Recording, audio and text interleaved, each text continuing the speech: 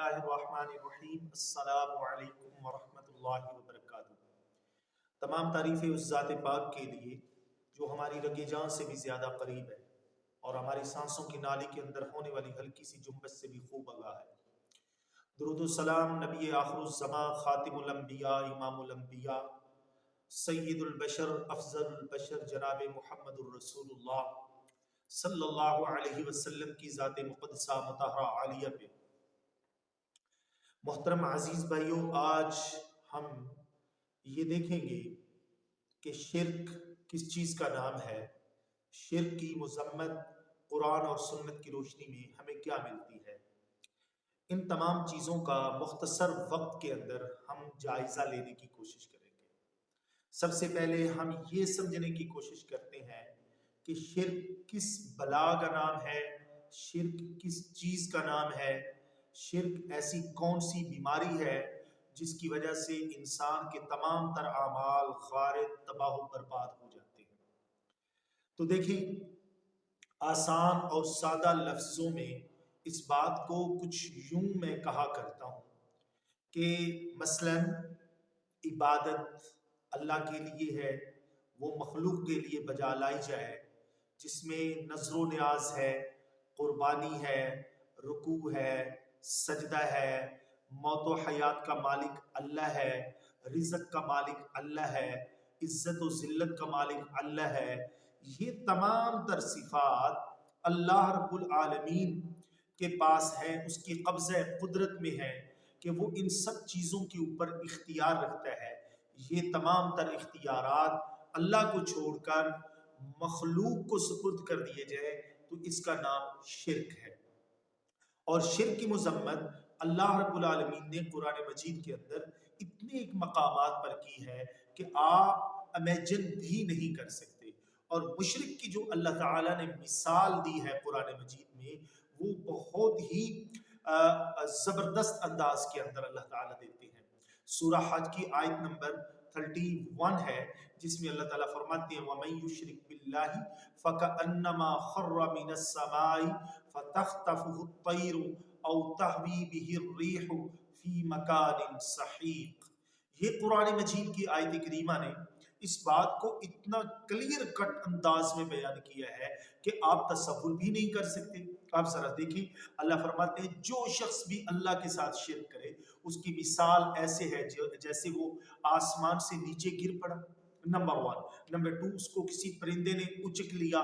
Number 3، اس کو ہوا نے کہیں پہ اڑا دیا، اور فی مکان سحیق، کسی بہت دور کی جگہ پر جا کر پھینکا۔ معلوم کیا ہوا کہ اگر کوئی شخص شرک کا ارتکاب کر لیتا ہے تو یا تو وہ پرندوں کا، یا پھر وہ آسمان سے گرتا ہے، یا پرندوں کی غذا بن جاتا ہے، یا اس کو ہوا کہیں پر اڑا کر لے کر چلی جاتی ہے، اور اڑا کے لے کر جاتی ہی نہیں بلکہ ایسی جگہ پر اس کو جا کے پھینک دیتی ہے جہاں سے واپسی کے راستے کے امکانات نہ ہونے کے برابر ہوتے ہیں۔ یہ اللہ تعالیٰ مشرک کے بارے میں کہتے ہیں۔ اب اس سے آگے والا سٹیپ کہ اللہ شرک کی مذمت قرآن میں کیسے بیان کرتا ہے۔ آپ ذرا اندازہ لگائیں کہ اللہ رب العالمین نے شرک کو کیا قرار دیا ہے۔ اور اگر آپ سورہ انعام کی وہ آیت پڑھیں جس میں اللہ تعالیٰ فرماتے ہیں الذین آمنوا ولم یلبسوا ایمانہم بظلم اولئک لہم الامن وہم مہتدون۔ اللہ فرماتے ہیں وہ لوگ جنہوں نے اپنے ایمان میں ظلم کو داخل نہیں کیا، یہ لوگ ہدایت یافتہ ہیں۔ حضرات صحابہ کرام رضوان اللہ علیہم اجمعین نے کائنات کے امام محمد الرسول اللہ صلی اللہ علیہ وسلم سے پوچھا اللہ کے رسول یہاں ظلم سے کیا مراد؟ تو اللہ کے رسول نے سورہ لقمان کی آیت کریمہ پڑھ کے یہ ارشاد فرمایا ہے، اللہ رب العالمین فرماتے ہیں کہ دیکھو کہ شرک کیا ہے، ان الشرک، ظلم کیا ہے، ان الشرک لظلم عظیم، کہ شرک سب سے بڑا ظلم ہے۔ یہ مطلب بتایا یہ جا رہا ہے کہ جو بھی انسان دنیا کے اوپر ظلم کی کرتا ہے، مثلا آپ اگر غور کریں تو ہمیں کیا نظر آتا ہے کہ ایک شخص ہے، اس نے کسی کا قتل کیا، یہ بھی ظلم ہے، نا انصافی کی، یہ بھی ظلم ہے، کسی کی حق تلفی کی، یہ بھی ظلم ہے، بھائی نے بھائی کے ساتھ زیادتی کی، یہ بھی ظلم ہے، یہ سارے ظلموں کو اکٹھا کر لیا جائے نا تب بھی شرک کے مقابلے میں ان کی کوئی حیثیت باقی نہیں رہ جاتی۔ آپ ذرا اندازہ لگائیں، اللہ نے کہا ان الشرک لظلم عظیم، کہ سب سے بڑا ظلم اللہ کے ساتھ شرک کرنا ہے۔ اتنا بڑا اللہ رب العالمین نے اس کو ظلم اور گناہ قرار دیا ہے۔ اور آگے چلیں تو اللہ رب العالمین قرآن مجید کے اندر کیا ارشاد فرماتے ہیں، غور کیجئے، امیجن کیجئے، ذرا اندازہ لگائیے اس ایک لمحے کے لیے کہ اللہ اتنا غفور الرحیم ہے۔ اللہ قرآن مجید کے اندر کہتا ہے میں غفور الرحیم ہوں، اللہ قرآن مجید میں کہتا ہے میں مشفق الرحیم ہوں، اللہ قرآن مجید کے اندر کہتا ہے میں کریم ہوں، اللہ قرآن مجید کے اندر اپنی بے شمار صفات کو بیان کرتا ہے۔ اور اللہ تعالیٰ کہتے ہیں وَمَن يَعْمَلْ سُوءًا أَوْ يَظْلِمْ نَفْسَهُ ثُمَّ يَسْتَغْفِرُ اللَّهَ يَجِدِ اللَّهَ غَفُورًا رَحِيمًا۔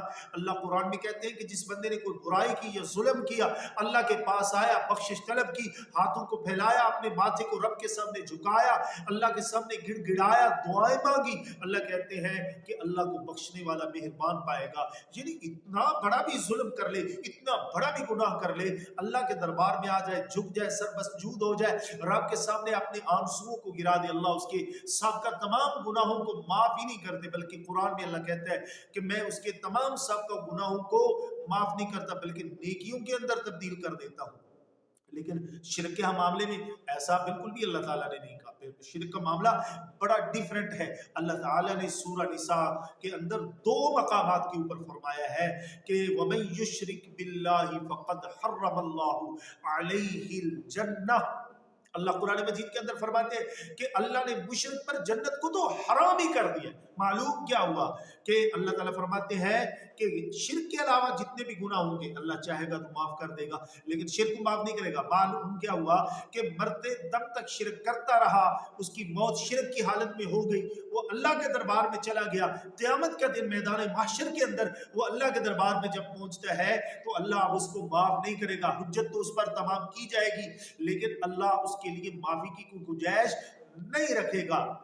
آپ ذرا اندازہ لگائیے کہ قرآن مجید کے اندر شرک کی مذمت کرتے ہوئے اللہ نے 1 نہیں، 2 نہیں، 3 نہیں، 4 نہیں، حضرت ابراہیم، حضرت موسیٰ، حضرت عیسیٰ، حضرت یونس اور دیگر جلیل القدر انبیاء اکرام علیہ السلام جن کی تعداد 18 تک پہنچتی ہے، ان کا نام لے کر فرمایا وَلَوْ أَشْرَكُوا لَحَبِطَ عَنْهُمْ مَا كَانُوا يَعْمَلُونَ۔ اللہ فرماتے ہیں کہ اگر یہ بھی شرک کرتے تو ان کے عمل کو بھی میں غارت کر دیتا، ان کے عمل کو بھی میں تباہ کر دیتا، ان کے عمل کو میں ختم کر دیتا، یہ گھاٹا پانے والے مجھ سے ہو جاتے۔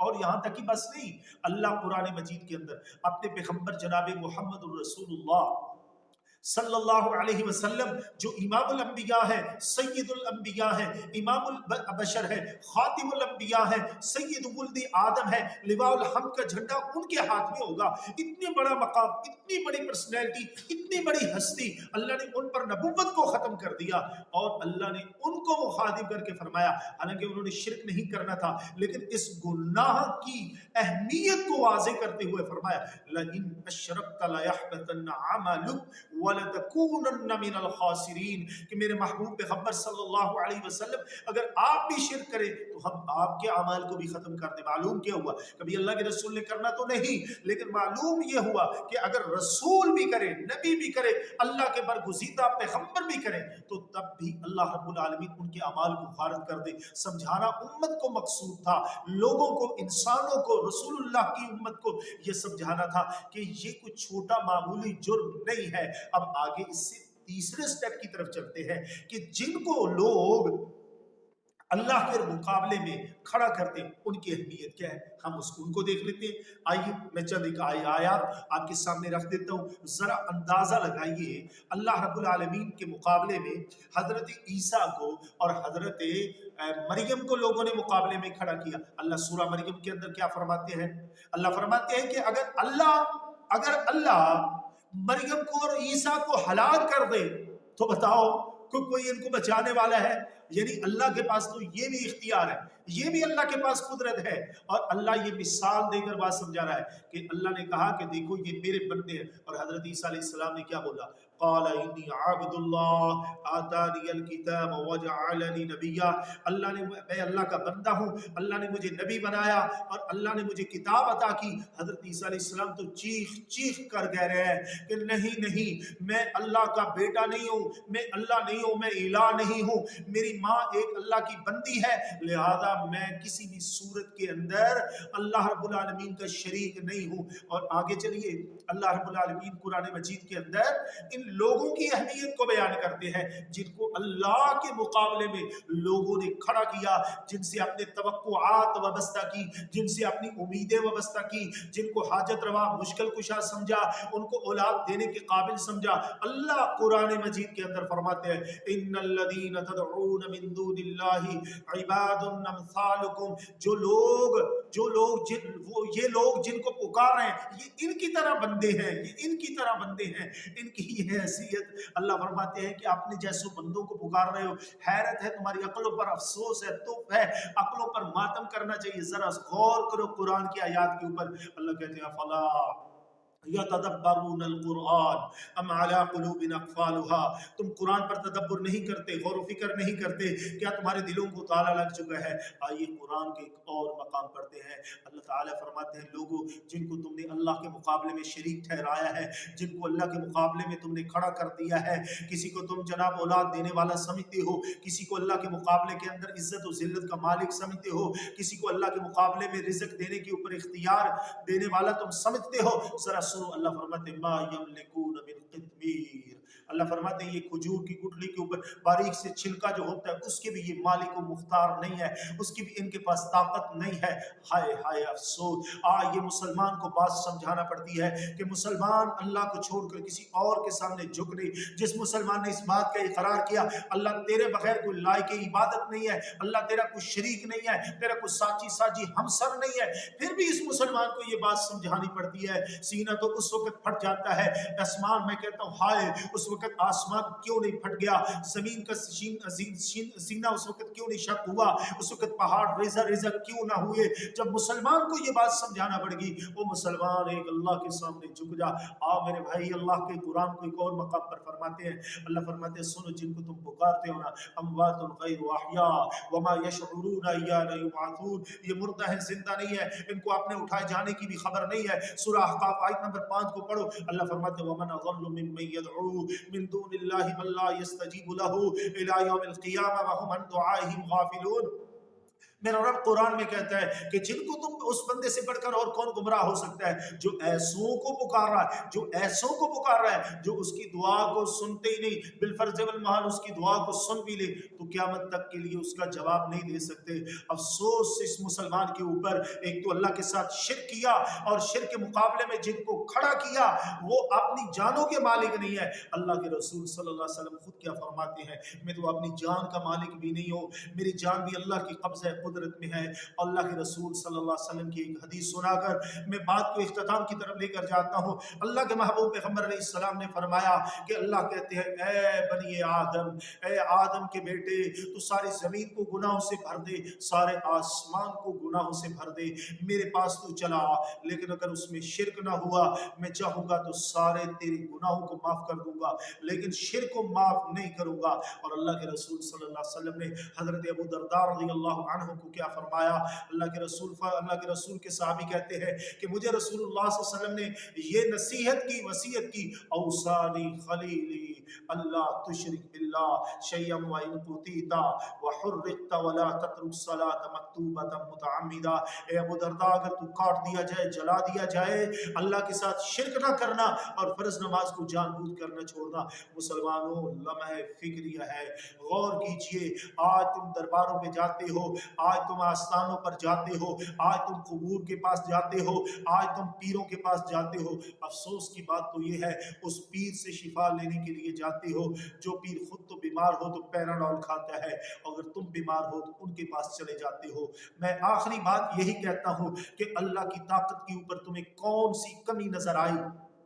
اللہ کے قبضہ قدرت کے اندر تمہیں کون سی کمی نظر آئی؟ اللہ یہی وجہ ہے نا، اللہ فرماتے ہیں ایھا الناس ضرب مثل فاستمعوا له وان الذين تدعون من دون الله لن يخلقوا، اللہ فرماتے ہیں تمہارے سامنے ایک مثال بیان کی جاتی ہے ایک مکھی کی، یہ ایک مکھی بھی نہیں پیدا کر سکتے سارے کے سارے مل کر بھی۔ اللہ فرماتے ہیں مکھی بنانا تو دور کی بات ہے، اگر ان کے کھانے سے مکھی اپنے حصے کا ایک لقمہ اٹھا لے اس کو یہ چھڑا نہیں سکتے۔ پھر اللہ کیا کہتے ہیں ما قدر اللہ، انہوں نے اللہ کی قدر نہیں کی جیسے اللہ کی قدر کرنے کا حق تھا۔ او مسلمانوں، اللہ کی قدر کو جانو، اللہ کی قدر کو پہچانو، اللہ کے سامنے جھکو، اللہ کے سامنے آؤ، اللہ تمہاری جھولیوں کو کبھی خالی واپس نہیں موڑے گا۔ اللہ ہم سب کو عمل کی توفیق عطا فرمائے۔ وما علینا الا البلاغ المبین۔